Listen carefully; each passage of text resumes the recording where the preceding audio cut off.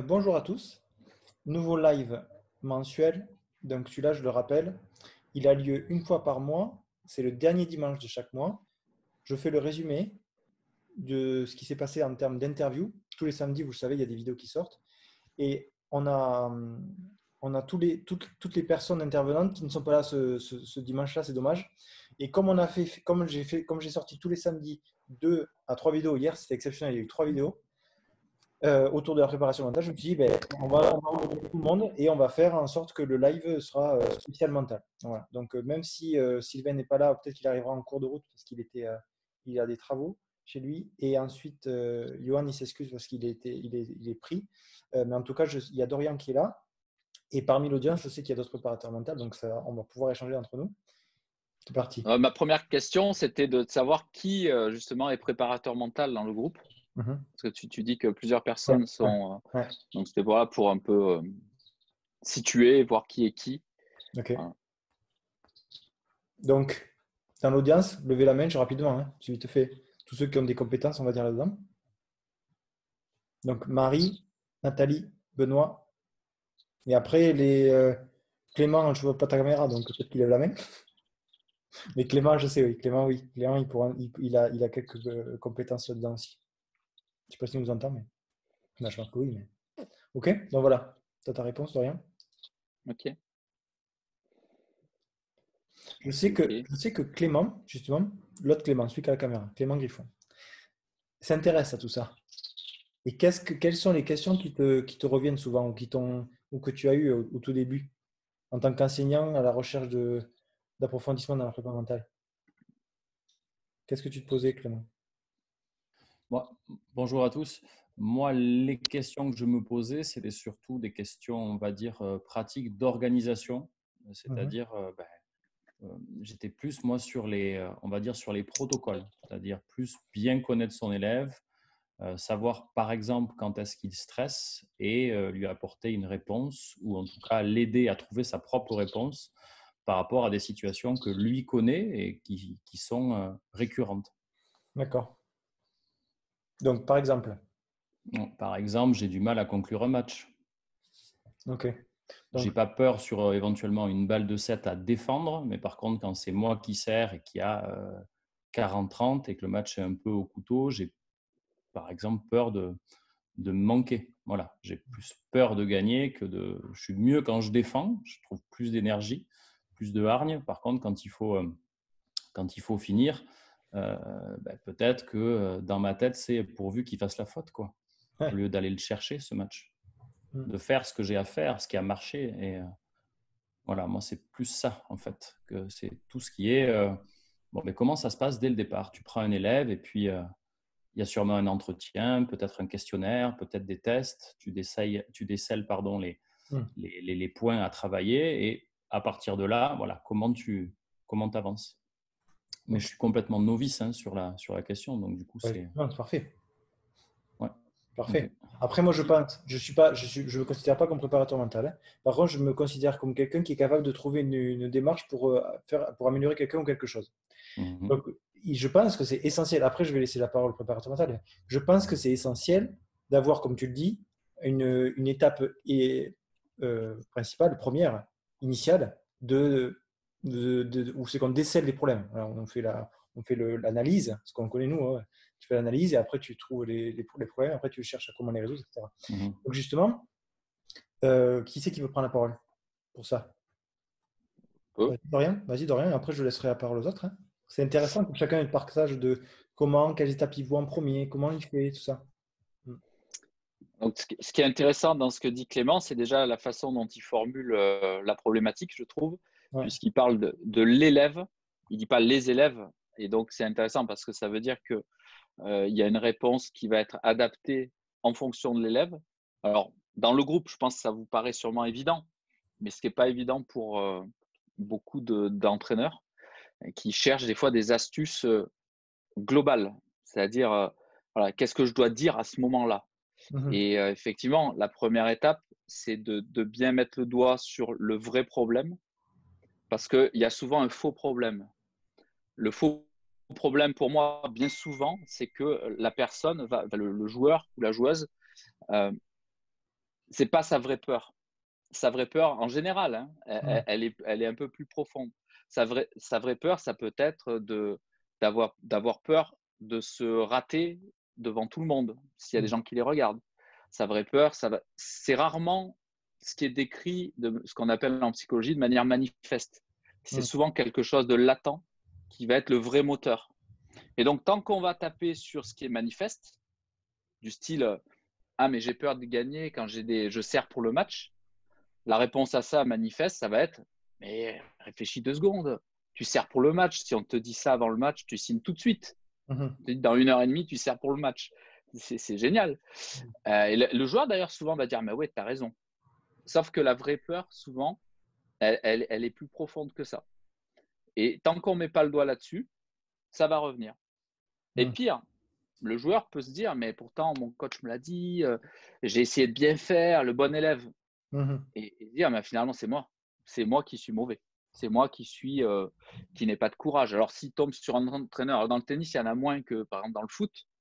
Dans le foot, ça peut être de suite même des fois des insultes. Mais t'as pas de couilles, t'es pas un homme, t'es pas ci, t'es pas ça. Donc là, ça peut devenir même finalement grave par rapport à l'estime de soi, etc. Donc voilà, pour moi, la première chose à mettre en place, c'est essayer de trouver quel va être le vrai problème en fait.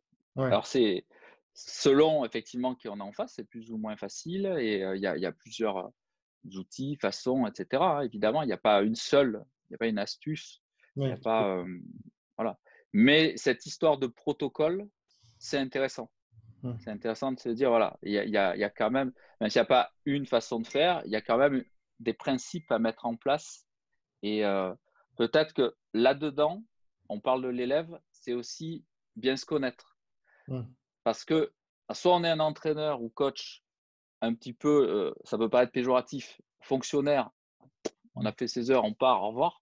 En règle générale, soit à l'inverse, on est passionné, et c'est un autre danger en fait.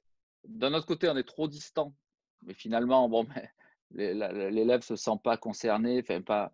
Et de l'autre côté, parfois, il faut faire attention parce que dans nos réponses, on va avoir tendance à parler de nous-mêmes, de ce qu'on aurait fait nous, de comment on aurait réagi émotionnellement, etc.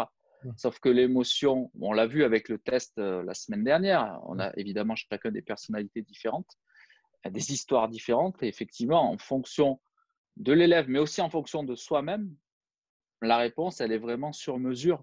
La réponse, c'est même presque pas dire la réponse.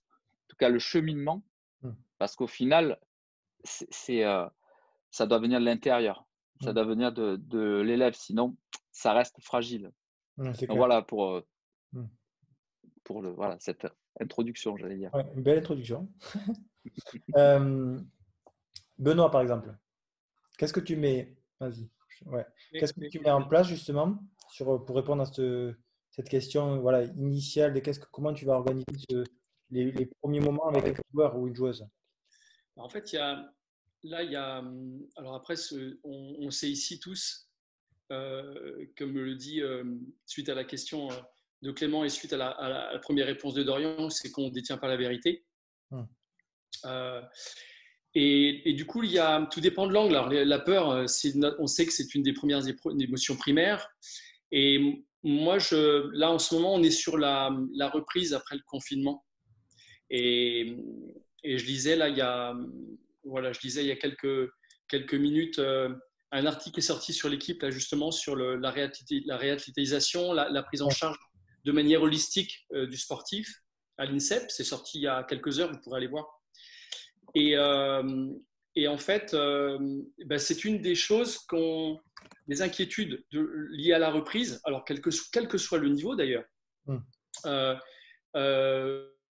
fait, l'idée, c'est de l'évaluer. Et en fait, tout à l'heure, Dorian le dit très bien, c'est de voir ce qui est sous-jacent. C'est-à-dire que alors, avant un match, comme dit Clément, on ne va pas faire une anamnèse, on ne va pas parler une demi-heure. Il y a 2 solutions. Si je réponds à la question juste avant le match, souvent, c'est la peur liée à l'idée, pas de l'événement, mais de l'idée qu'on se fait de l'événement.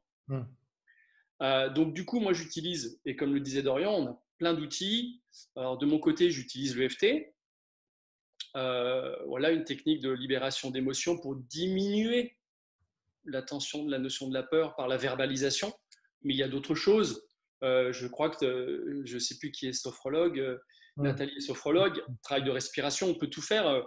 Par contre, en ce moment, je suis beaucoup plus, comme il n'y a pas de compétition depuis 3 mois, je suis beaucoup plus axé sur l'évaluation de la peur ou des craintes liées au niveau de performance, à la motivation par rapport à la reprise. Ouais. Et du coup, j'ai créé un questionnaire à ce sujet. L'idée, c'est d'évaluer quel est effectivement le niveau au niveau relationnel, au niveau émotionnel, au niveau de la motivation, au niveau cognitif aussi par rapport à ce qu'a créé le confinement, de pouvoir évaluer en gros ce qu'on a fait la semaine dernière, le profil du joueur à ce moment-là pour pouvoir déterminer on va dire une petite porte d'entrée pour accéder effectivement du coup à sa reprise et aux meilleurs moyens qu'il puisse avoir pour reprendre. Donc voilà pour ma partie. Alors je pourrais en parler des heures parce que je parle beaucoup, mais voilà un petit peu ce que je voulais évoquer par rapport à ça.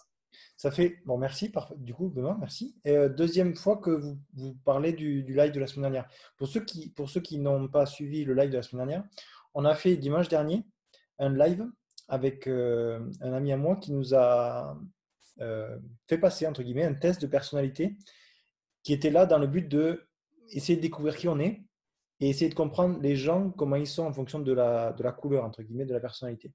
Et c'était hyper intéressant parce qu'au moins on sait qu'on réagit de telle ou telle façon et que justement, quand on est en échange avec un élève, un groupe, un adulte ou un dirigeant, peu importe, on ne va pas dire la même chose suivant la personnalité qu'on a en face. Et grâce à ce test-là, on a pu déceler aussi comment les reconnaître. Voilà. Et ça, c'était… Donc, je vous invite à regarder la vidéo qui est sur le site pour passer vous le test et apprendre un petit peu plus. Donc là, j'aimerais bien donner la parole à Nathalie. Si tu veux bien, Nathalie, attends, je te remets ton micro. Et pour que tu nous parles un petit peu plus, toi, de ton avis, ou en tout cas de tes pratiques. Et après ça t'auto-marie. En fait, bon, alors déjà, moi, je débarque un petit peu dans ce grand groupe, dans cet univers. J'entends qu'il y a pas mal de réflexions, des vidéos, des posts, etc. Donc, en fait, moi, j'arrive. Donc, j'essaie de m'imprégner un petit peu de la manière dont vous fonctionnez. Alors, c'est pas facile parce que je sens que déjà, peut-être, vous êtes déjà regroupés, vous avez déjà échangé entre vous, donc c'est pas simple. Mais en ce qui concerne le mental, voilà, moi, j'ai un point de vue qui n'est probablement pas celui de beaucoup de gens qui sont autour de la table là. Et donc, moi, déjà, le mot protocole, voilà, ça m'effraie un peu. Moi, le travail que je fais quand je prends en charge un athlète, quel que soit son âge et quel que soit, entre guillemets, son rêve, c'est déjà de se mettre dans la discussion. C'est la première étape que j'utilise. Et finalement, la question que j'aurais envie de vous poser, si tu me permets de le faire, Anthony. Le but, hein, c'est le but. Finalement, c'est de lancer un peu la question et de vous demander simplement, là, tous autour de la table, finalement, c'est quoi le mental pour vous?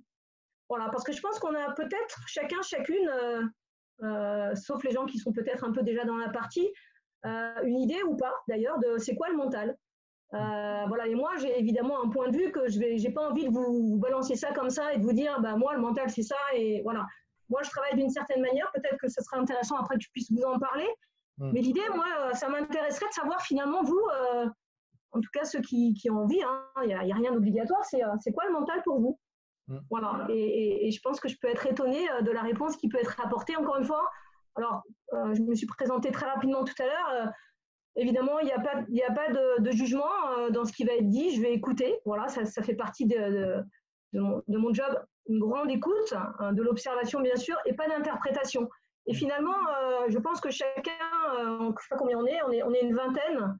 Voilà. Donc, est-ce que ça vous intéresse finalement qu'on débatte un petit peu sur c'est quoi le mental pour vous ou pas? Ou peut-être que ce n'est pas l'objet de ce moment, Anthony. Hein, dis-moi. Hein. Non, moi j'aime bien l'idée. J'approuve, on y va. Voilà, parce que finalement, peut-être que par les expériences qu'on a vécues, soit en tant qu'entraîneur, soit en tant qu'entraîné, ou les deux, Finalement, on est beaucoup dans un monde de représentation et de croyances. Et finalement, peut-être qu'on pense que le mental, c'est ça, et peut-être que pour une autre personne, c'est autre chose. Peut-être que l'idée, ça serait de se dire à la fin de ce moment, est-ce que chacune, on a avancé sur nos positions concernant cette grande thématique qui, pour moi, aujourd'hui, est vraiment importante. Ce que j'ai envie de dire, c'est que pour moi, le mental, c'est quelque chose de c'est une partie intégrante dans la formation aujourd'hui. C'est pas quelque chose à part. Pour moi, le mental est dans tout. Voilà. Et pour les gens qui sont là, je pense qu'ils sont tous enseignants. Pour moi, aujourd'hui, former un enfant, qu'il se soit au mini-tennis, au loisir, club ado, club junior, cours collectif ou la compète est vers le haut niveau, tout est dans tout. Et donc, quand je le forme, il y a du mental dans tout. Voilà. Dans la technique, dans le physique, bien évidemment, dans la tactique, évidemment, le mental prend toute sa place et une place pour moi très importante. Je pense, donc, très bien. Je pense que sur toutes les vidéos que j'ai pu tourner, donc les interviews que j'ai réalisées, je pense à chaque fois, on en a reparlé, que ce soit moi ou l'intervenant en question, de se dire que le mental, en fait, c'est quelque chose de transversal. Et que ça nous servait certes au tennis, parce que ça se voyait, on travaille sur ça, mais c'est des choses que les enfants, les adultes, tout le monde garde après en lui pour tout ce qu'il va faire en dehors, pour son métier, pour sa vie personnelle, pour plein de choses. C'est quelque chose qui est transversal. Voilà. Bon, donc du coup, qui c'est qui veut parler du… Voilà, donc je lance la question, voilà, et je veux bien, avec Anthony, bien sûr, si tu en es d'accord, et qui veut d'ailleurs peut-être alimenter finalement et rebondir, puisqu'on est des joueurs et joueuses de tennis, rebondir sur les choses qui vont être dites. Moi, ça m'intéresse en tout cas d'avoir vos points de vue. Voilà. Donc, partant pour l'idée. C'est parti, on match. Allez. C'est parti. Qui veut jouer le premier Moi, je veux point? bien commencer. Allez, Marie, feu. Oui, Marie. Comme j'ai le moins d'expérience, je pense, dans ce domaine, de tous ceux qui sont autour de la table. Mais pour moi, prendre en charge un athlète côté mental, ça va être lui apprendre à se connaître pour qu'il puisse derrière sur le terrain donc maîtriser toutes les différentes habiletés mentales, le contrôle émotionnel, la relaxation, l'activation, etc. Du coup, ça passe d'abord sur un développement plus personnel, donc apprendre à se connaître, être bien dans ses baskets, quoi, en gros, confiance en soi, etc. Pour après être bien sur le terrain. Moi, j'aime bien Faut ça. que je détaille plus. Moi, j'aime bien. Et chacun va prendre la parole. Et après, même les enseignants qui ne sont pas préparateurs mentaux pourront prendre la parole. Et donc, du coup, c'est intéressant. Donc, Marie, OK. Les autres, même ceux qui ne sont pas dits préparateurs mentaux, hein, on en fait tous ce sont à travers. Hein. Pas spécifiquement peut-être, mais on en fait tous un peu. Qui c'est qui veut prendre la parole pour donner sa vision? Dorian, tu veux y aller? Allez. Attends. Ouais, vas-y. C'est bon. Ouais, moi, je ne suis pas préparateur mental, comme je disais, mais j'utilise des techniques de préparation mentale. Pour moi, le mental, on peut le mettre à beaucoup de sauces différentes. Ça peut être la petite voix qu'on a dans la tête, ça peut être les émotions, ça peut être l'attitude. On parle de bonne mentalité. Je note que le mental, et c'est pour ça que ce mot, je l'aime moyennement, on va dire, mais je l'utilise comme tout le monde. Il est connoté aussi beaucoup négativement. On parle de débile mental. On parle de, maintenant, il y a un nouveau terme, la charge mentale. On parle de maladie mentale. Pour certains, calcul mental, ça peut être terrible. Pour certains, pas pour d'autres. Mais voilà, il y a quand même des connotations pas forcément positives. Alors, dans le sport, il y a le bon mental ou le mauvais mental. Mais finalement, c'est toujours très général. Et donc, on peut y rajouter les croyances, etc. Donc, pour moi, le mental, si je devais résumer, c'est une distorsion de la réalité. Soit elle va te bloquer, cette distorsion, parce que tu ne te connais pas bien, soit elle va te servir parce que tu as appris à te connaître, parce que tu as des outils, parce que tu es préparé, parce que tu es entraîné, comme tu t'entraînes physiquement, tennistiquement, tactiquement, etc. Et donc, pour moi, là, ça reste quand même une distorsion qui est propre à chacun, mais qui peut être soit bloquante, soit aidante. Donc, voilà, si je devais résumer, j'allais presque dire aujourd'hui, peut-être que dans 6 mois, j'aurai encore une définition un peu différente, mais voilà, sur le moment. Ok, merci. Impeccable. Les autres, qui c'est qui veut prendre la parole? Même les enseignants, hein. Même si Florence ou Sandrine, tu veux dire quelque chose? Vas-y. Attends, je t'ouvre. Non, il faut que tu acceptes de prendre le micro et c'est bon. Ah, c'est C'est bon. bon. Ouais. Alors oui, moi aussi, je n'ai pas de formation de préparateur mental. Mais moi, ce que je peux dire, c'est que par rapport à mes expériences en tant qu'enseignante ou de joueuse, et je le vis au travers des championnats par équipe, par rapport au coaching, par rapport à des matchs difficiles où il faut trouver des solutions. Et moi, je pense que la définition du mental, je dirais, c'est faire face à une situation. Comment faire face à cette situation-là pour, par exemple, un match, en sortir vainqueur, ou c'est trouver les solutions. Et effectivement, en tant que joueuse, faut bien se connaître. Et quand tu coaches les autres, il faut aussi connaître les différentes joueuses de ton équipe parce que toutes ne réagissent pas pareil. Il y en a qui sont plus sensibles, donc il faut faire attention aux mots qu'on emploie pour les booster, pour les encourager. Il y en a, moi j'en ai une, il faut lui rentrer dedans, il faut l'engueuler, sinon elle ne va pas aller vers le haut en fait. Donc c'est vrai qu'il faut connaître à qui on s'adresse et ensuite répondre voilà, avec les mots qui correspondent à leur personnalité pour les faire réagir et sortir d'une situation difficile. Ouais. Donc voilà, c'est plus oui, aussi par rapport lié à la compétition. Le mental, je travaille pas beaucoup à l'école de tennis, dans les cours, mais c'est vrai que du coup, après, je le travaille plus en situation de compétition. Okay. Des feedbacks après des matchs, voilà, comment il a ressenti, et puis lui apporter des solutions. Mais c'est vrai que je suis aussi à l'écoute. Je ne donne pas les solutions, j'attends de voir comment il a vécu le match, et puis ensuite, voilà, comment moi, je juge sa façon de faire. Mm-hmm. Ok. Voilà. Benoît, quelque chose sur ça? Attends, je te rallume. Ouais, je me disais que j'avais déjà pas mal parlé là. Il y en a, je crois qu'il y avait des collègues qui ne sont pas intervenus encore. T'inquiète, hein, je vais y aller. Non, mais je rejoins Nathalie, c'est intéressant parce que sa question est provocante, parce qu'elle dérange. Elle dérange. Ça me fait penser, tu me fais penser un peu à l'approche de Ronan Lafay, qui fait partir effectivement la connaissance de soi, sur la connaissance de soi, de ce que je ressens, qui fait partir effectivement la réflexion du corps. D'abord du corps, avant effectivement, comme l'évoquait tout à l'heure Dorian, sur la notion de mentaliser et conscientiser. L'idée, c'est d'abord de ressentir. Et je rejoins un peu sur certains plans la philosophie de Ronan sur ce sujet. Je pense que c'est là-dessus, par rapport au stress qu'évoquait Clément tout à l'heure. La notion de stress, c'est qu'est-ce que je ressens en fait. Qu'est-ce que je ressens, et pas uniquement quand je suis stressé. Je crois que la philosophie de Ronan, c'est de dire aussi qu'est-ce que je ressens quand ça fonctionne. C'est-à-dire que quand je sors de mon match ou de ma compète et que je me dis waouh, je suis content de moi, mais alors du coup, comment t'as fait? Et voilà, je pense que la question est posée aussi dans ce sens-là. Et Clément, d'ailleurs, il y a quelques semaines, tu disais qu'effectivement, aujourd'hui, préparation mentale ou autre, coaching mental ou accompagnement, on peut l'évoquer comme on veut, c'était dire on a tendance à le voir comme je l'utilise quand ça va pas. Et alors que non, l'idée c'est peut-être effectivement d'en prendre aussi conscience pour le renouveler quand ça va.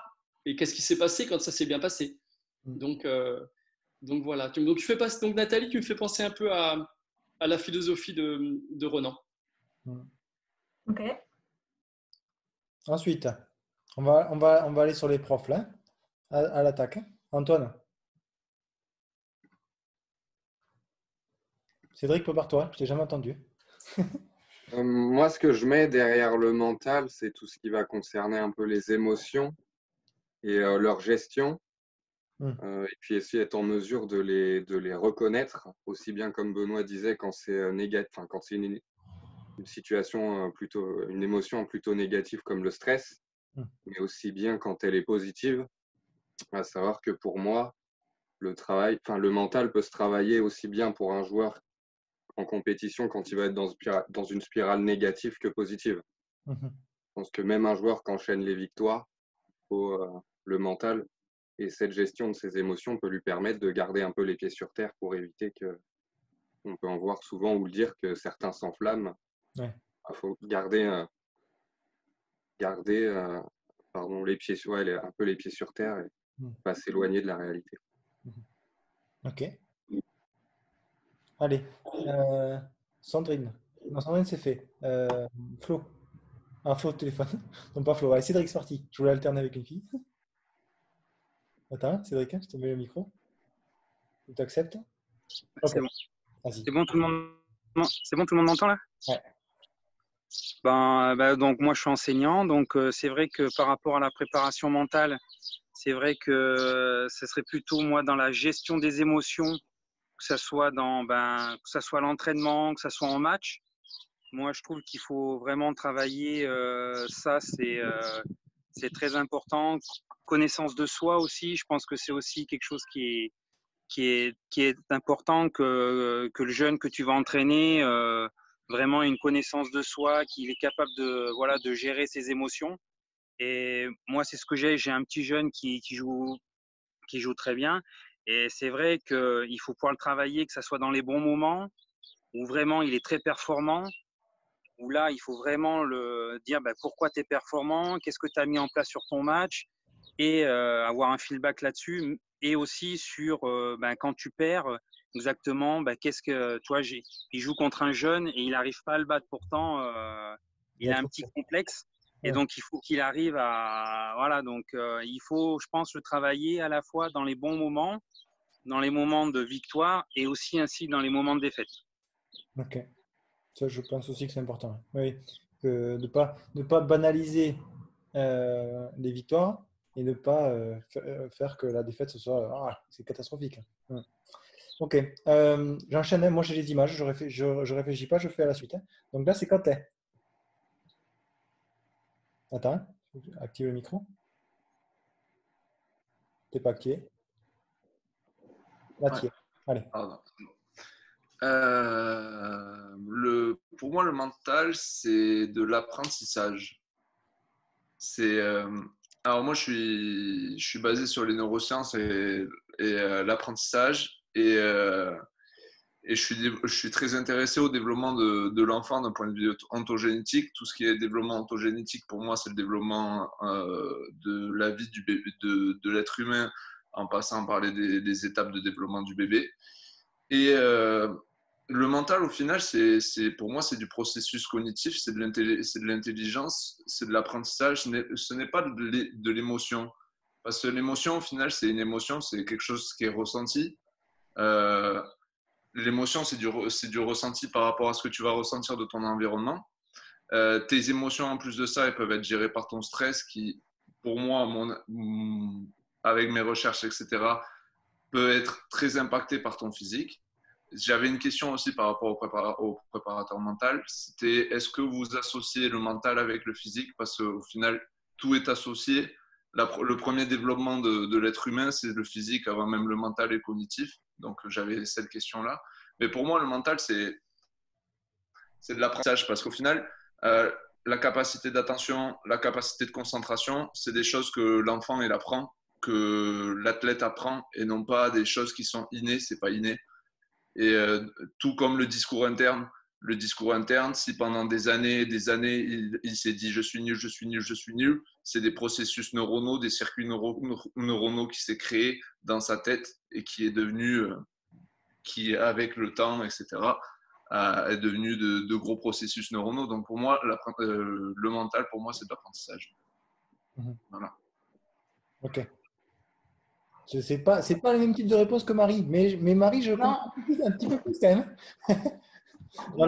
Je suis d'accord que la concentration, l'attention, tout ça, c'est des habiletés qui se travaillent, qui s'apprennent, mais un enfant qui a jamais appris à se concentrer, ou même dans ses premières étapes, on sait très bien que l'enfant, entre 0 et 1 an, c'est ce qui va déterminer toute sa vie.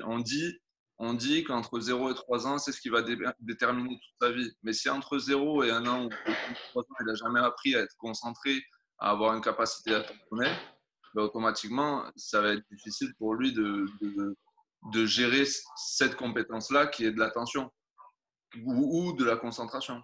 Et le joueur de tennis, c'est ce qu'il utilise tout le temps. Et pour moi, moi, je ne dissocie pas le mental du physique, et tout comme le physique du mental, parce que tout est associé, tout comme les filières énergétiques en préparation physique, tout comme l'explosivité qui est associée avec la force, tout comme tout est associé. Plus le temps passe et plus je trouve que le physique a une grosse importance dans les processus cognitifs et le processus mental, parce que ton physique, si tu n'as pas les habilités physiques de pouvoir gérer ton corps optimalement, ben, automatiquement, tu as plus de capacité de stress. Et donc, vis-à-vis d'une personne qui gère mieux son corps, le stress, il est différent. Et donc, du coup, tu as plus de facilité à avoir des débordements émotionnels plutôt qu'un autre. Voilà. Ok, non, c'est bien. Merci Quentin. Je vais donner la parole à Clément. Clément qui a une belle couleur. Ça correspond à ta personnalité, non? En plus. Ça provoque. Bonjour à toutes et bonjour à tous. Alors, moi, ma représentation du mental, au-delà de la définition, j'ai plus le sentiment que c'est un titre et que ce qui est important, c'est les sous-titres. Parce que définir le mental, finalement, ce qui est important, c'est ce que je mets derrière. Moi, au niveau des sous-titres, je mets beaucoup au tennis derrière, on va dire, par mes expériences aussi et par mes différentes formations, quatre habiletés mentales, les 4 qui commencent par un C, comme ça elles sont faciles à retenir. C'est le calme, la confiance en soi, la combativité et la concentration. Et après, pour moi, ce qui serait important, c'est que chaque enseignant, chaque joueur, etc., soit capable de connaître les 4 définitions de ces 4 habiletés mentales et pour savoir comment on peut travailler ces 4 coups. Donc en fait, pour moi, le mental, c'est un chapitre, un titre dans lequel il y a des coups, comme il y aurait coup droit, revers, volley, smash. Bon, je dirais, allez, le coup concentration, le coup combativité, le coup calme, le coup confiance en soi. Derrière, une définition que l'enseignant doit connaître. Si je prends par exemple concentration et que je me dis c'est être capable de focaliser son attention sur un objectif précis tout en résistant à la distraction. Bon, là, il y a 2 sous-parties. OK. Focaliser son attention sur un objectif précis, première partie. Deuxième partie, résister aux distractions. Derrière, avec ton joueur, tu listes au tennis, par exemple, quelles peuvent être les distractions. L'arbitre, la joueuse, le joueur d'à côté, le vent, etc. Tu vois avec lui, tu fais une auto-évaluation, tu discutes avec lui sur… Voilà, et puis après, tu travailles petit à petit. Mais on va dire, je n'ai pas une vision type allez, soyez pro ou très ressentie sur l'émotion. J'ai vraiment une vision scientifique sur le fait qu'on peut agir consciemment dessus et qu'on peut vraiment travailler dessus. Et que, OK, il y a des émotions, OK, elles sont valables, OK, elles vont avoir un impact. Oui, mais elles vont avoir un impact sur ce calme, sur cette concentration, sur cette combativité, sur cette confiance en soi. Et voilà, une vision, on va dire, mon objectif, c'est de rendre le sport le plus… d'enlever toute incertitude, quoi. Ce qui est impossible. Hein. Que chaque joueur ait le moins d'incertitude possible pour qu'il se sente derrière à chaque fois dans une situation connue. Ok, j'aime bien ta réponse. Une petite question, Clément. Oui. Justement, c'est vrai que ça fait très théorique, un peu comme ce que Quentin dit. Mais comme tu dis, imaginons qu'il y a un débordement d'émotions à un moment donné et que ça touche ta concentration. Là, tu fais quoi? Il faut bien qu'il apprenne aussi, le joueur, à contrôler ses émotions, à les reconnaître, les accepter, les contrôler. Ouais. Déjà, ma vision de la transmission, par exemple, sur le travail des habiletés mentales, je voulais dire tout à l'heure, j'ai zappé, c'est aussi exclusivement sur le terrain. Pourquoi je pense à ça? Parce que je pense il y a une énorme communication sur Facebook en ce moment d'une certaine formation en e-learning en prépa mentale. Et voilà, bon, c'est une parenthèse. Bref, ça sert à rien au discours, on peut revenir en arrière. Donc, imaginons, ouais. De montage pour moi, c'est pas grave. Non. Là, pour moi, l'important aussi, c'est de voir avec lui en fait, c'est qu'il soit capable de reconnaître la situation dans laquelle il va se sentir débordé, tu vois. Et si, par exemple, la situation pour lui dans laquelle il se sent débordé, bah, elle est représentée comment? Elle est représentée par, je donne des exemples, hein. Je prends moins de temps entre les points, je m'assois plus au changement de côté, je crie à la frappe alors qu'habituellement, je ne crie pas à la frappe. Tu vois, tout ça, c'est des mouvements un peu, des représentations un peu inconscientes qui arrivent et que, du coup, si le joueur il a travaillé dessus, il se dit, OK, là, j'arrive dans la situation A, bon, bah, j'ai tel outil, je vais essayer de le mettre en place pour après essayer de revenir dans une situation un peu optimale. Mais la priorité sur le terrain, il faut qu'il y ait du coup beaucoup de suivi de tournoi, beaucoup de suivi d'entraînement, etc. C'est de se dire, OK, moi, mon joueur, quand il est en perte de concentration, comment ça se manifeste? Mais il faut anticiper un maximum, je pense. C'est sûr. Ouais. Je ne sais pas si j'ai répondu. Oui, si. Non, c'est juste pour, du coup, j'ai compris, c'est pas totalement théorique, tu restes pas que sur tes 4. Non, mais en fait, moi, tu vois, c'est un peu comme si tu disais partir de la théorie pour montrer que ce que tu fais, c'est pas que de la perception, c'est pas que du ressenti. Il y a quand même des articles scientifiques, il y a de la recherche universitaire qui a été faite derrière. Oui, je suis tout à fait d'accord. Voilà. Et que du coup, derrière, ça crédibilise ton discours.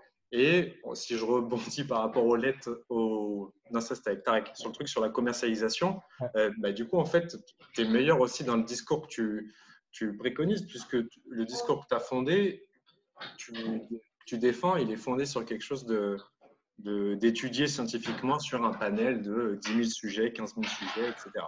Et derrière, oui, tu fais le lien avec la pratique. Oui. C'est pour te fier un peu. Je suis prêt. Ok.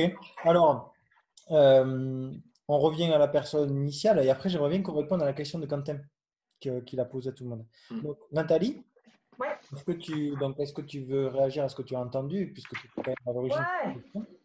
Après, voilà, nous parler un petit peu de ce que tu fais et après, on va reprendre la question de Quentin que je trouve intéressante.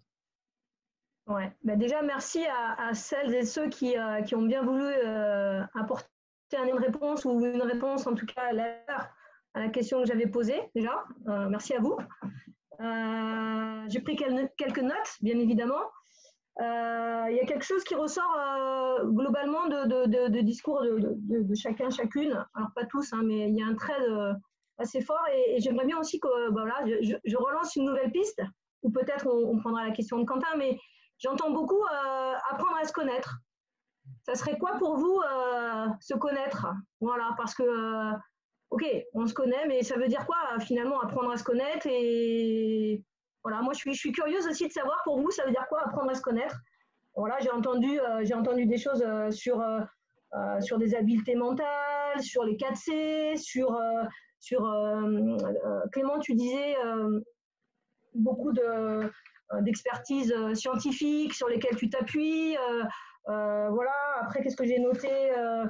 Il y a un autre mot aussi qui m'intéresse fortement, c'est l'émotion. Voilà, on parle beaucoup d'émotions, gérer les émotions.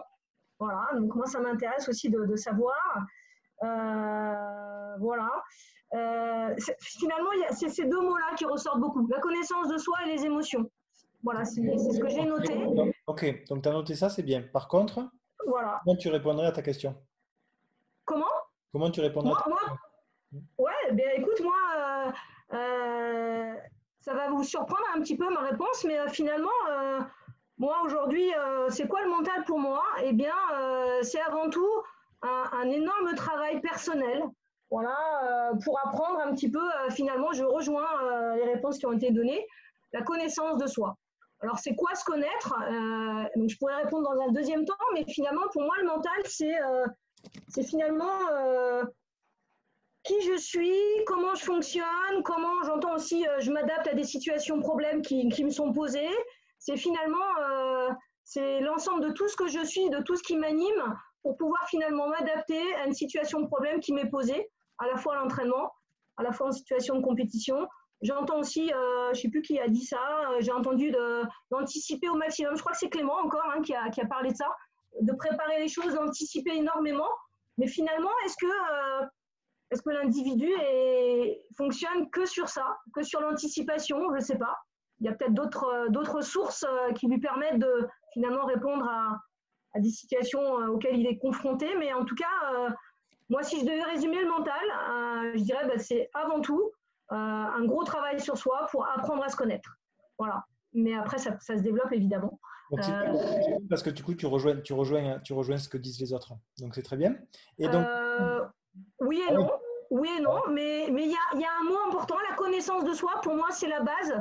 Alors après, je ne sais plus qui disait ça aussi, c'est un peu à la mode, hein, préparation mentale, accompagnement mental. Je crois que c'est où est-ce qu'il est? C'est Dorian. Je crois que tu as nommé un petit peu le mental, c'est un peu à la mode. Tu as parlé de... J'avais noté aussi voilà, la charge mentale, le calcul mental, être débile mental. Enfin voilà, c'est vrai que on l'entend un petit peu beaucoup puisque c'est un domaine qui, en tout cas en France, qui a du mal un petit peu à être vraiment reconnu, en tout cas un petit peu différemment de tout ce qui se fait d'un point de vue très théorique. Voilà. Et là, je fais un petit clin d'œil à Clément aussi sur la formation dont tu parles. Sur Facebook, c'est ça, hein, la formation en prépa mentale. Je sais plus. Oui, mais je la défends pas. Non, mais moi non plus. Mais je dis aussi que finalement, le mental, c'est pas qu'il y a de la théorie. C'est bien plus profond que ça. Et je rejoins, je sais plus qui travaille sur les neurosciences. Quentin. Voilà, aujourd'hui, moi, j'aurais tendance à dire que oui, les neurosciences sont très importantes dans ce domaine parce qu'évidemment, on s'aperçoit qu'aujourd'hui, le travail sur le cerveau est très important. Chacune, on est doté voilà, de 2 hémisphères dans le cerveau et qu'en fonction de sa dominance, si on est hémisphère droit ou hémisphère gauche, eh bien, il y a des incidences. Et là, tu parlais des circuits neuronaux un petit peu, Quentin. Alors oui, évidemment. Voilà. Donc là, on peut partir très très loin. Ouais. Mais ce n'est peut-être pas l'objet d'aujourd'hui en tout cas. Mais c'est voilà. on part dans les directions qu'on doit partir et moi je recentre quand il faut parce que c'est moi qui décide, c'est pas grave. Absolument. Et donc du coup on va partir justement sur la question de Quentin, comme ça tout le monde peut participer.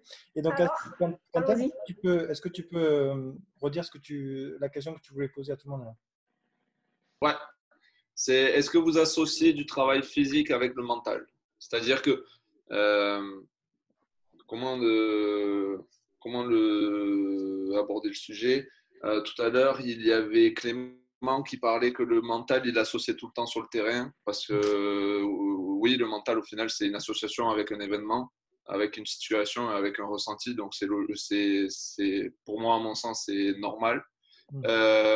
Mais ce que je veux dire, c'est est-ce que le développement du physique, du corps humain est associé à votre travail mental?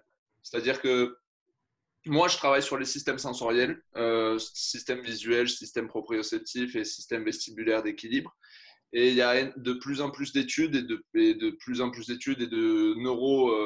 neuroscientifiques et neurophysiologues qui s'intéressent à ça, qui considèrent que des troubles dans les systèmes sensoriels créent plus facilement des troubles psychologiques. C'est-à-dire, ça peut, par exemple, un problème d'équilibre face à la gravité peut créer plus facilement de l'anxiété. Et par exemple, là, récemment, je lisais un article sur l'agoraphobie. Donc voilà, la question que j'ai, c'est est-ce que vous associez du travail physique sur le corps et en même temps du travail mental? Voilà, pour pas tout est associé, voilà, développement personnel, etc.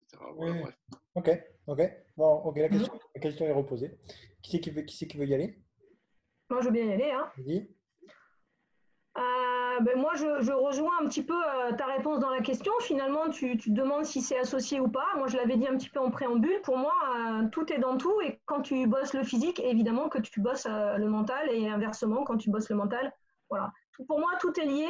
Et quand tu parles d'équilibre aussi, moi, j'aurais envie de te dire, finalement, dans le travail personnel, pour bien se connaître et savoir finalement quelles sont ses forces, ses atouts et ses faiblesses, ou voilà, c'est une espèce d'harmonie finalement, l'harmonie entre le corps et l'esprit. Donc moi je répondrai à ta question en disant que oui, j'associe évidemment le travail mental quand on fait du physique.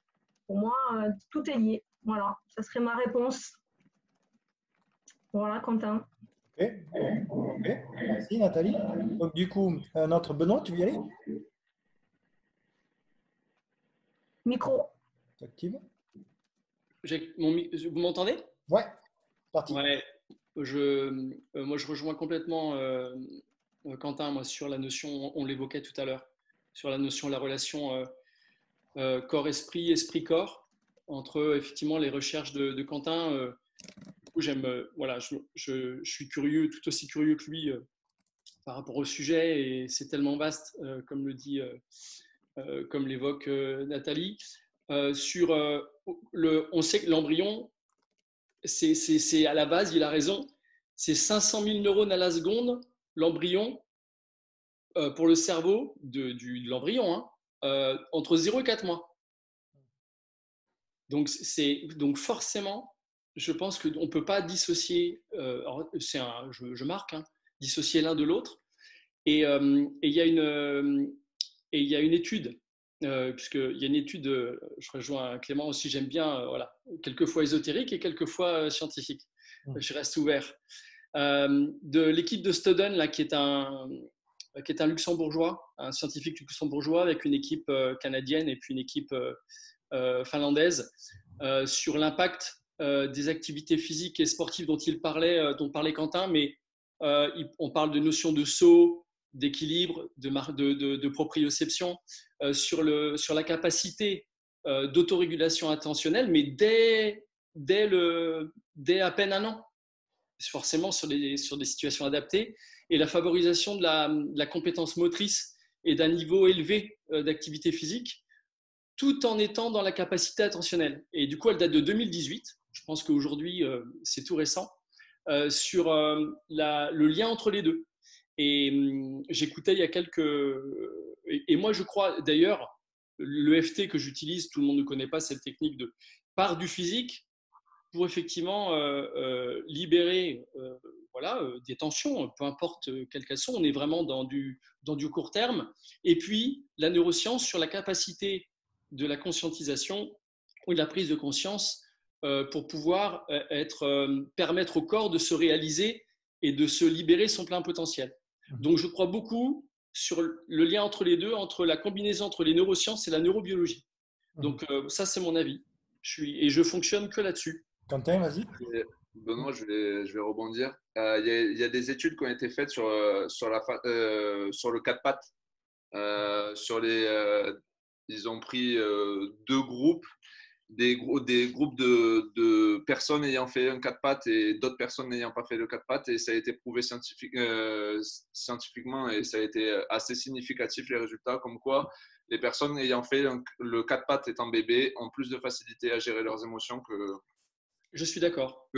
Parce que au final, c'est, comme tu le disais, c'est de l'équilibre, proprioception, visuelle, etc. Et alors du coup, par contre, ça peut déranger. Et forcément, quand on est dans le domaine de la recherche, on le voit bien tout proche de nous par rapport aux événements qu'on a vécus là dernièrement, sur les questions qu'on peut se poser, les directions qu'on peut prendre, la sensation et la perception qu'a Nathalie, notre perception. En fait, on aura 1000 perceptions différentes. L'idée, c'est qu'à partir du moment où on est, comme le disait Clément, où on est aligné par rapport où on a des convictions sur lesquelles on peut se reposer. Les convictions ne font pas tout.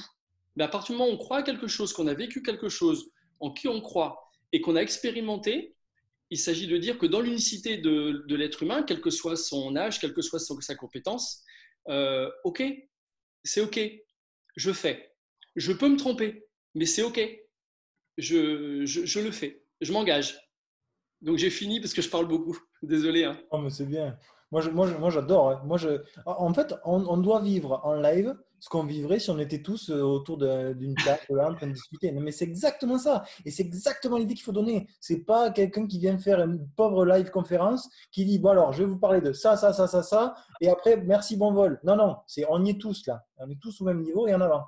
Par contre, on respecte chacun à peu près que tout le monde puisse parler, mais voilà quoi. Bon, en tout cas, c'est ce que je veux faire vivre et on est très bien. Donc, ensuite, Marie, tu es dispo ou tu fais la cuisine? Attendez, ça, elle est toujours en train de faire la cuisine. Mais oui, je fais tout le temps de la cuisine, mais je suis dispo, bien sûr. Je prends des notes et tout en même temps. Oh. Non, moi, je suis tout à fait d'accord là sur le sujet de ce dont vous parlez. Après, moi, j'avoue que j'ai pas encore eu le temps, non, j'ai pas encore l'expérience, enfin, je l'ai jamais mis en place. Le associé mental et physique, le peu de prise en charge mentale que j'ai eu, moi, c'est à travers de mes stages pour l'instant, comme je sors des études. Et après, je prends beaucoup de notes là depuis tout à l'heure, parce que justement, tout ce que vous dites, oui, c'est super intéressant et je pense que on est dans le vrai, quoi. C'est exactement ça. Il faut associer toutes les différentes facettes dans l'entraînement, dans la prise en charge de nos athlètes, pour les faire avancer du mieux possible, quoi. Ok. Clément? Et après, je reviendrai sur Dorian. Tu vas avoir une petite idée. Oui. Ben moi, je dirais que c'est associé à partir du moment où, de toute façon, tu peux pas faire autrement. Parce que, ça paraît un peu provocateur, mais tu me dis, c'est un cerveau, un être humain. Imaginons, tu vas avec ton équipe de handball faire la pré-saison, machin. Quand ça va être les efforts durs au début pour créer un peu la caisse physique, ben, c'est pas que le physique qui bosse, quoi. C'est-à-dire que tu vois aussi déjà le leadership peut-être, les parties d'encouragement, la combativité chez certains, la capacité à aller dépasser ses limites chez d'autres, etc. Et qu'à partir du moment où tu as un cerveau, un individu pour différents facteurs, en fait, c'est associé parce que tu ne peux pas faire autrement. Par contre, tu peux mettre des objectifs et te dire, allez, ma séance, elle va être à dominante physique ou ma séance, elle va être à dominante mentale, etc. Mais après, moi, pour mon expérience perso, les séances physiques, elles étaient à dominance physique. Et derrière, il y avait un travail mental, mais qui était absolument, on va dire, inconscient et sous-jacent. Mais ça n'a pas été ma priorité, quoi. Ok. Ok, merci Clément. Dorian?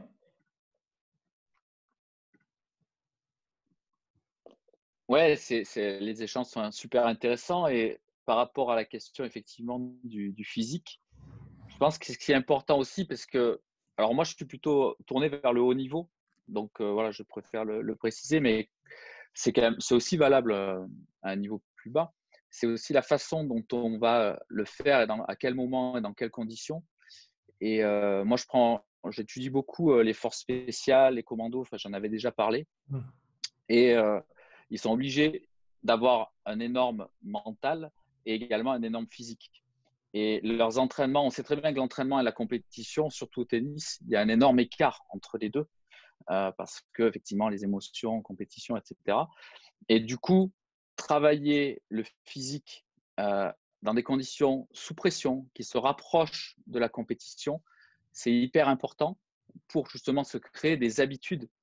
On en parlait, des habitudes, parce qu'au final, quand on est sous stress, dans un environnement sous stress, ce qui reste sont nos habitudes. Ce qui va sortir, ce sont nos habitudes. Et même étymologiquement, habitude, ça vient de habitat, c'est ce qui nous habite. Donc, c'est hyper important. Et donc, du coup, effectivement, le physique est hyper important, la façon de le travailler et savoir comment, parce que quand on a des habitudes, le cerveau travaille moins. Et quand le cerveau travaille moins, il consomme moins de glucose. Et le glucose, du coup, il est utilisé dans le corps et les muscles.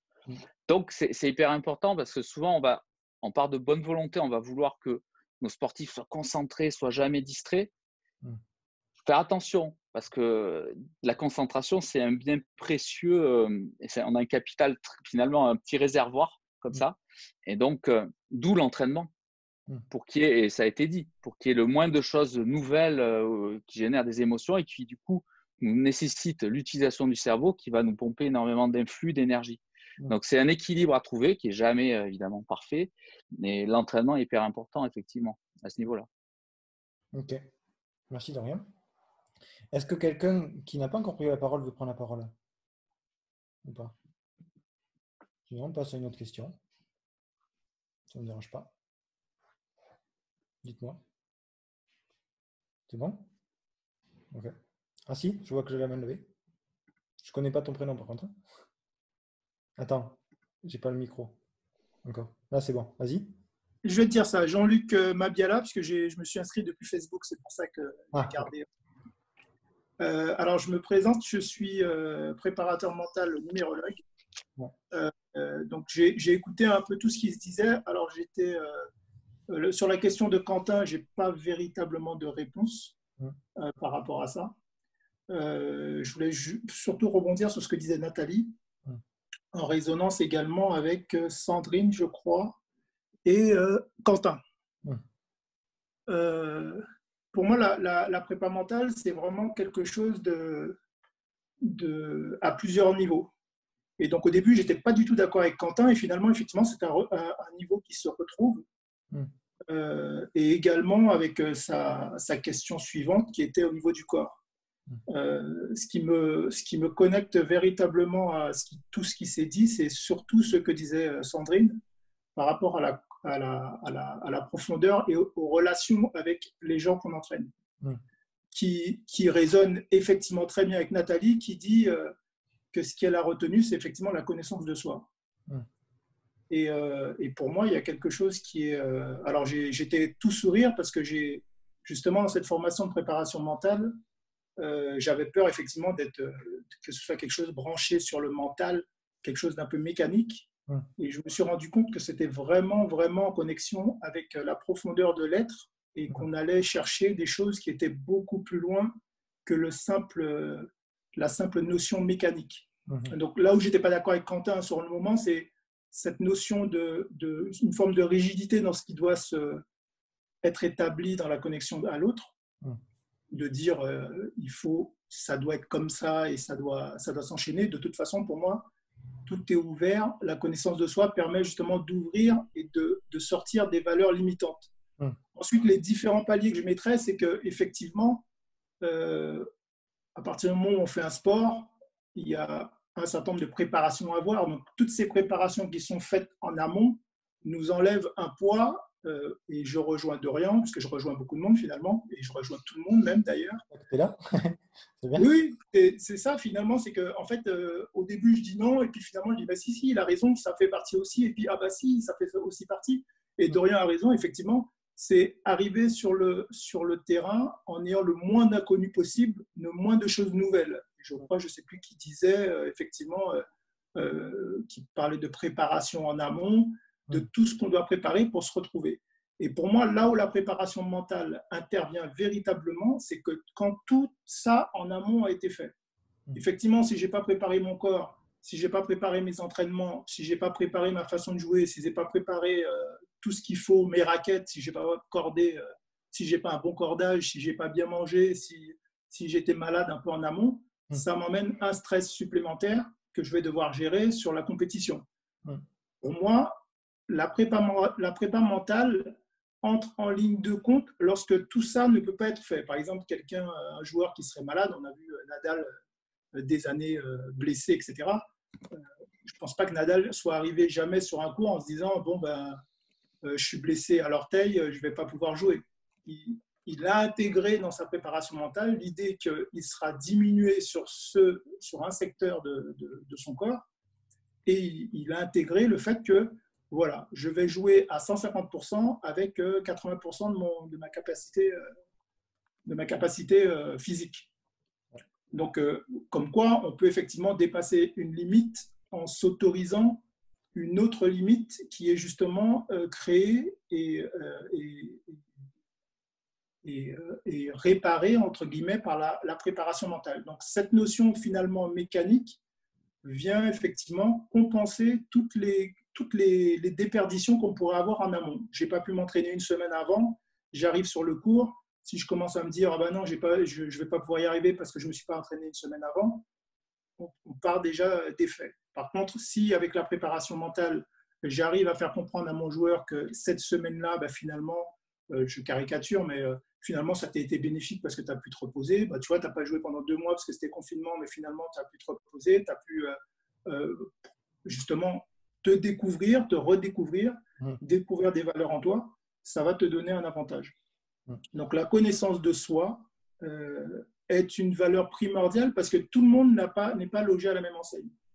Et du coup, on peut se retrouver avec justement des outils favorables de par notre vécu ou des outils défavorables parce que le tennis, en l'occurrence, qui est pour moi un sport extrêmement riche sur ce point, est quelque chose qui nous emmène sur des vies et des vies sur un cours. Sur un cours, on peut passer, on peut aller, je sais pas, on peut voyager, on peut se retrouver sur un fait qui s'est passé dans notre enfance, sur un fait qui s'est passé dans nos vies, et alors que finalement on est en train de jouer au tennis. Et effectivement, je retiens aussi l'idée que c'est très important aussi de savoir utiliser la préparation mentale en ayant gagné avec, c'est-à-dire en se disant oui, je suis capable de faire. À partir du moment où on peut se raccrocher à un élément, on se dit tiens, j'avais fonctionné comme ça une fois et ça a fonctionné, de pouvoir le retenir. Parce qu'effectivement, ce qu'il faudrait limite oublier, c'est les moments où ça n'a pas fonctionné. Bon, moi, j'ai beaucoup de défaites, donc je n'ai pas beaucoup de quoi me rapprocher. Donc, pourquoi? Et donc, du coup, moi, je fais de la numérologie, qui est l'étude des comportements sur certaines énergies. Et effectivement, là, j'étais très à l'écoute de ce que disait Sandrine, parce qu'effectivement, les êtres ne se gèrent pas de la même façon, de par leur sensibilité, qui est en plus exacerbée par leur vécu. On peut aller toucher des choses, notamment au tennis, qui nous demandent une telle débauche d'énergie à l'intérieur qu'on peut aller chercher, on peut être des fois être dans un ressenti qui a strictement rien à voir avec le tennis. En tout cas, donc, merci beaucoup pour ce partage. Et en tout cas, ce que tu me parles de numérologie, ça m'intéresse beaucoup. Et je t'invite à m'envoyer un message sur le site, là. Peu importe par le moyen Instagram, Facebook ou quoi. Benoît, j'ai donné la parole. Et je t'invite à m'envoyer un message parce que j'aimerais bien qu'on approfondisse le sujet. Avec plaisir. Ce sera soit personnel, soit pour le site, mais je pense que souvent, quand je fais des trucs pour moi, j'arrive à transposer et trouver quelque chose pour les enseignants, donc je donne. Mais avec plaisir. Ouais. Benoît, vas-y. Je pense qu'il aurait aimé, Jean-Luc aurait aimé l'échange de la semaine dernière. Ouais. Je lui partagerai. Et du coup, avec Quentin, on échangeait, on lisait, on l'évoquait tous ensemble. C'est que la seule chose qu'on sait, c'est qu'on sait finalement pas grand-chose. En tout cas, on en sait un peu plus chaque jour, mais pas grand-chose. Et que d'utiliser, on se parlait d'utiliser, de se reposer sur ses convictions et de pouvoir effectivement être ouvert. Et autant j'utilise, comme le fait Quentin, moi, la base scientifique qui est pour moi, et Clément, qui est pour moi importante parce qu'elle donne une crédibilité, pas juste à la personne, mais à une démarche. Et puis, j'ai depuis quelques années, et je l'ai évoqué la semaine dernière, toi Jean-Luc, j'utilise la numérologie. Alors, Dorian pourra en parler sur d'autres sujets, puisqu'il parlait de profiling tout à l'heure, voilà, chacun, on est tous uniques et différents. Et j'utilise aussi, alors ça me fait gagner du temps. Quand je ne connais pas la personne, ça me fait gagner du temps de définir, d'avoir un profil. Après, peu importe le thème de numérologie, et je me suis aperçu qu'en étant, puisque j'accompagne aussi en préparation mentale ou en coaching mental, ou on peut le dire comme on veut, en dehors du tennis, et donc forcément, je ne suis pas intervenant direct en tant qu'entraîneur. C'est d'avoir utilisé la numérologie dans le défi de la relation, entre la relation entraîneur-entraîné et puis avec les parents. Et du coup, moi, ça me fait gagner du temps. Autant ça m'aide quand je suis en direct avec effectivement un joueur ou un athlète et un entraîneur. Quand il y a effectivement, je sens qu'il y a un entraîneur qui n'est pas forcément OK, qui subit, mais qui n'est pas OK avec la démarche de prépa mentale, quel que soit, je nomme pas le sport, ça existe dans le tennis aussi, hein, la notion d'ego des entraîneurs. On l'évoquait avec Dorian il y a quelques temps. Et quand il y a les parents en plus, c'est de se dire comment on peut combiner ce trio magique potentiel sans savoir comment faire. Et puis se dire, moi, finalement, tu le disais tout à l'heure, Anthony, c'est transversal. Comment je peux mettre en lumière des choses en n'imposant rien? La numérologie est un outil pour moi qui est très important depuis une dizaine d'années dans ma démarche. Attention, hein, je ne me repose pas dessus. On est d'accord. Bien sûr. Attention. Bien sûr. Voilà. Alors, je pense que Nathalie ne va pas aimer la notion d'outil ou de conceptualisation, mais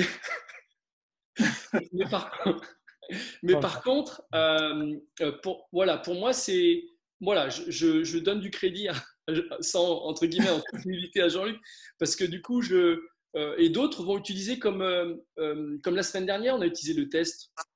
Voilà. Ouais. Et je pense que Dorian va pouvoir en parler. Peut-être qu'il l'utilise en psy du sport et peut-être avec Benjamin, son joueur de haut niveau, d'autres socles de développement et de compréhension de la personne. Ouais. Bien, belle transition, Benoît. Quand on utilise… Ah, vas-y, je t'en prie. Vas-y, Nathalie. Non, mais moi, je voulais juste faire un petit clin d'œil à Benoît. J'ai une grande caisse à outils, rassure-toi. Ouais, donc, tout ce que je fais, voilà, j'ai une approche en étant sophrologue aussi et en étant centrée vraiment sur cette harmonisation du corps et de l'esprit. La méditation, le yoga sont des choses aussi qui sont avec moi et plein d'autres choses. Mais évidemment, je pense que c'est important pour chacune d'avoir une caisse à outils qui devient de plus en plus fournie de manière à pouvoir proposer un maximum de possibilités et pas se cantonner dans quelque chose de très cintré qui pourrait ne pas convenir. Donc, je pense que voilà, on part sur un autre sujet qui est le sujet du coaching et du coach en lui-même, la posture, etc. Voilà, de quoi on a besoin, mais on va pas ouvrir ce dossier. Voilà, donc je referme la petite parenthèse. Voilà, merci Benoît. Dorian, donc. Vas-y, Dorian, pardon. Pas de souci. Attends, faut que tu m'actives le micro. Non, c'est bon, tu es là. Non, c'est bon. Okay. Ouais, non, moi, ma démarche personnelle, c'est par rapport aux outils, parce qu'effectivement, des outils, il y en a en veux-tu, en voilà. C'est de les trier depuis 3 ou 4 ans.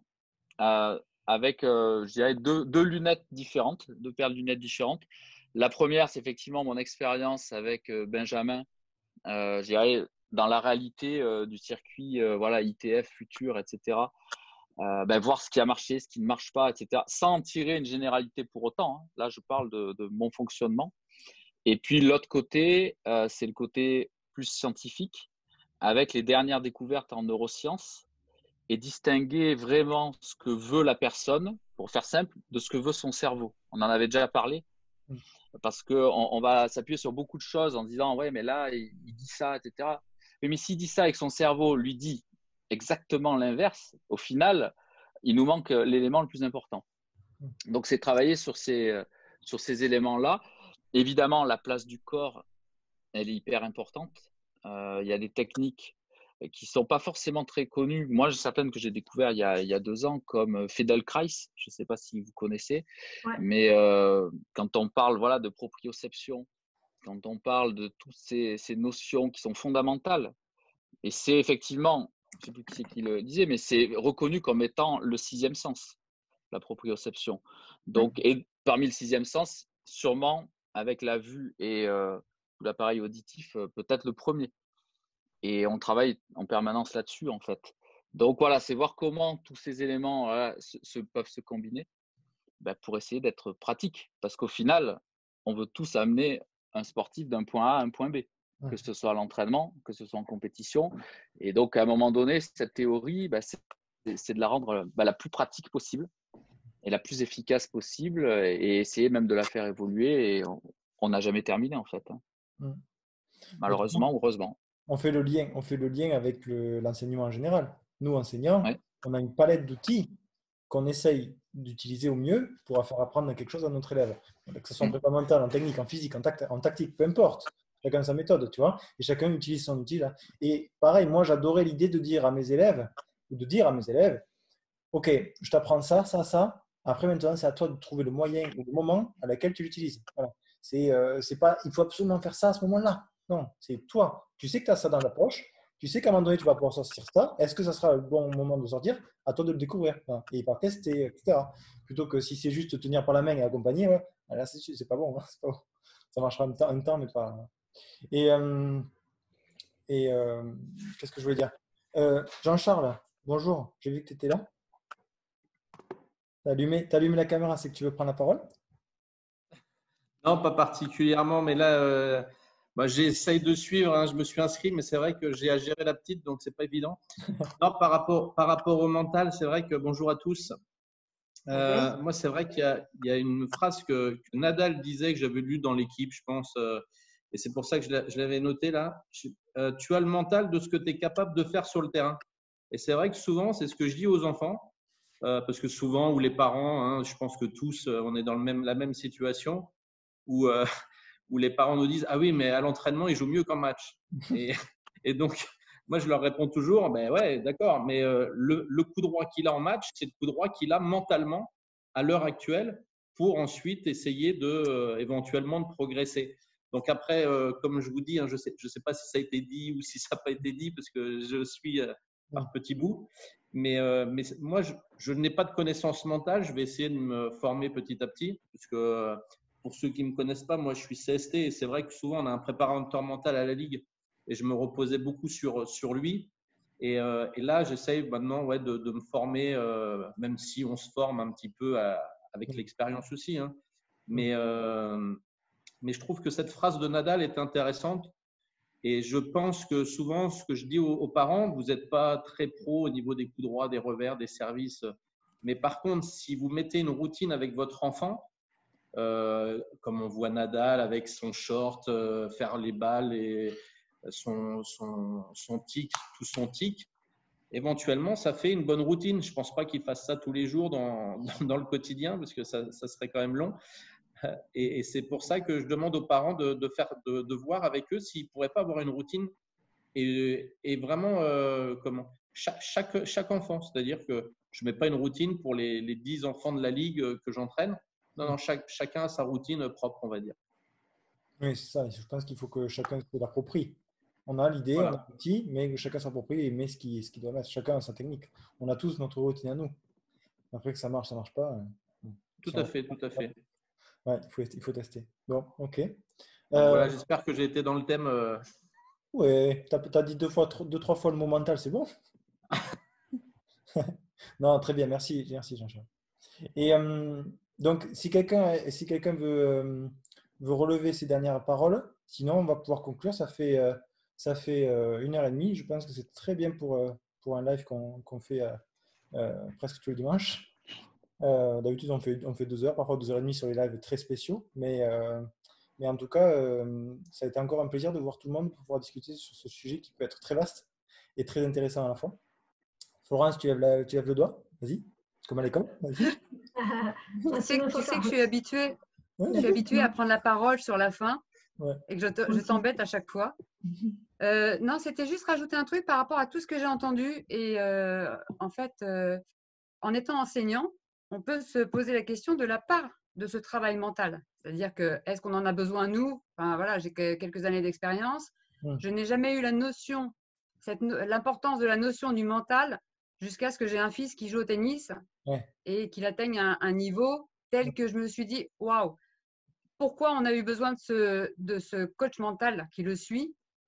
D'ailleurs, je vais vous le montrer parce qu'il ne veut pas, mais quand même, il est là. Voilà. C'est mon fils. Salut. Il écoute depuis tout à l'heure. Il est ton fils? Il est joueur de tennis? Il est à moins 15. D'accord, super. Ouais. Et il y a un moment, en fait, ça joue un peu. Il y a un moment où en fait, quand tout est mis en place, quand tout est fait, voilà, le travail sur le terrain est fait, voilà. Il y a un moment où ça passe plus. C'est là qu'on se dit il y a quelque chose, ça doit être le mental. Parce que c'est tout l'iceberg, en fait, tout le bas de l'iceberg qui là prend toute son ampleur. Et c'est là, vraiment, en tant qu'enseignant, que je me suis dit, waouh, il y a quelque chose. Mais c'est là aussi que je me suis dit, en fait, nous, on ne peut plus rien. Et il a fallu faire appel à quelqu'un d'expérimenté là-dessus. Donc, ma problématique, là, c'est de se dire, voilà, en tant qu'enseignant, dois-je me former au niveau mental ou est-ce que tout ce que je suis capable de faire, tous les outils que j'ai, suffisent pour la formation des jeunes dans le cadre de mon job?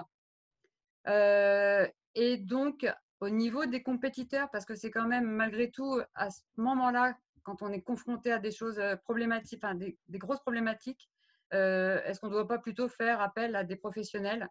Quand j'entends parler d'Orient, bon, bah voilà, ça rassure. On sait que moi, je peux donner mon enfant enfin, mon enfant, mon fils à n'importe quel enfin, voilà, à des professionnels avec lesquels, bien sûr, il aurait un contact satisfaisant. Mais enfin, voilà, cette notion de l'enseignant et le professionnel mental. Et l'autre truc, c'est est-ce que plus tard, il va s'agir d'ajouter la notion de travail mental dans la formation de l'enseignant? C'est fondamental. Moi, je pense que c'est essentiel, au même titre qu'on travaille. Là, tu vois, dimanche, on va faire un live. Dimanche prochain, on va faire un live sur la. Bon, même nous, on va faire un live tous les deux sur le droit du travail. Nous, c'est pas avec notre UC4 qu'on peut s'en sortir, entre guillemets. Mais après, à ce moment-là, la formation, elle serait quand même bien chargée. Mais pareil, tu vois, dimanche prochain, on va parler diététique. Je pense que c'est fondamental de savoir, d'avoir des thèmes comme ça en formation. Moi, je sais que dans notre formation, je pense que nous, on a eu une demi-journée. Mais par contre, c'était hyper intéressant. Et je buvais les paroles de l'intervenant. C'était extraordinaire. Mais voilà, je suis resté sur ma faim et c'est dommage. C'est pour ça que je l'ai développé sur le site aussi, parce que pour moi, c'est fondamental. Et donc, dans la formation d'enseignant, je pense que oui, aussi, c'est essentiel d'avoir de la partie mentale, au même titre qu'on c'est vrai que c'est essentiel. C'est essentiel. C'est vrai que, en fait, en termes de notions, néanmoins, le mental c'est d'une telle profondeur qu'il est dangereux aussi. Enfin, moi, je sais que pour Alexis, il a eu des personnes qui se sont occupées de lui et qui ont fait des dégâts. Donc, il est important d'avoir des personnes professionnelles avec lesquelles, en plus, le contact passe très, très bien. Voilà, on n'est pas… il faut que ça matche, quoi. Ouais. On peut pas s'improviser coach mental quand on est enseignant parce qu'on a quelques notions, parce qu'on peut faire aussi, on peut avoir, à mon avis, des dommages. Et dans l'autre sens, je suis sûr que quelqu'un qui n'est pas formé hyper à l'expertise, tu vois, mais qui a quelques notions, mais qui par contre a une intelligence émotionnelle énorme et intrapersonnelle avec ses élèves, il peut être hyper bon, tu vois. Il peut accompagner un joueur ou un élève très loin parce que, tu vois, il a ce contact-là. Et tu vois, si c'est quelqu'un, moi je sais que je n'ai pas creusé dans ça, mais si j'ai la requête pour quelqu'un que j'apprécie, avec qui j'ai vraiment des relations marquées, ben, je vais faire les démarches, tu vois, et je vais trouver, et je vais faire ce qu'il faut pour l'aider, tu vois, parce qu'il y a ça en amont qui fait que, voilà, je veux faire ça pour lui ou pour elle, tu vois. Bon. C'est vrai. Ok, super. Bien travaillé là, on a bien travaillé. Bon, je conclue sur ça. Merci, Florence. Ouais. Tu me finis bien. Et je vous dis donc à mercredi pour le live qu'on organise donc avec Florence sur le droit du travail. Voilà. Donc, pour ceux qui n'ont pas noté les rendez-vous, je vous rappelle la semaine prochaine, donc mercredi 19h, le live sur le droit du travail. Vendredi matin 11h, digitalisation dans le tennis avec Tarek, qui était là en début de live. Et ensuite, dimanche prochain, on parle diététique. Voilà, 17h comme d'habitude. OK ? Donc, je vous dis bonne soirée à tous. Merci beaucoup pour ces échanges. Merci à toi. Et on se dit à très bientôt. À bientôt à tout le monde. Merci à tous. Merci. Au revoir.